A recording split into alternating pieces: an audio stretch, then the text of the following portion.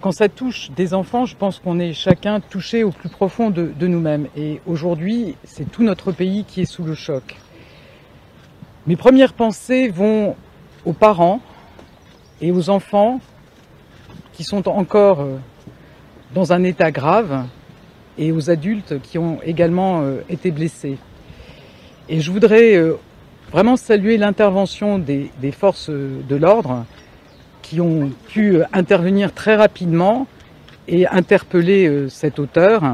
Et je voudrais aussi remercier les secours, les soignants qui ont immédiatement pris en charge les blessés et qui sont encore actuellement en train de les prendre en charge.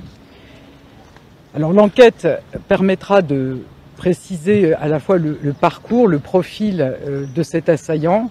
Et naturellement, toute la lumière devra être faite. Mais aujourd'hui, c'est le temps de l'émotion et nous sommes ici avec le ministre de l'Intérieur, aux côtés des habitants d'Annecy, pour exprimer tout le soutien et toute la solidarité de la nation. Madame la procureure conduit cette enquête avec l'appui de la police judiciaire et je vous propose de prendre la parole, Madame la procureure. Oui, donc effectivement, une enquête est actuellement en cours des chefs de tentative d'assassinat qui a été confiée à la direction centrale de la police judiciaire. Le mis en cause est actuellement en garde à vue dans les locaux du commissariat de police d'Annecy. Le mobile reste à déterminer. Des premiers éléments de l'enquête, et je vous dis vraiment sous toute réserve puisqu'on est sur des faits qui se sont commis il y a à peine 4 heures, il n'y a aucun mobile terroriste apparent. Il y a une évaluation qui est en cours, comme c'est l'usage en ce type de procédure par le parquet national antiterroriste. Mais en l'état, on n'a pas d'éléments qui pourraient nous laisser entendre qu'il y ait une motivation terroriste. L'enquête, elle porte donc sur une tentative d'assassinat. Nous avons 6 victimes, 4 mineurs et 2 adultes. Les 4 mineurs sont tous les 4 en état d'urgence absolue. Ils ont été transférés dans divers établissements hospitaliers du ressort et en Suisse.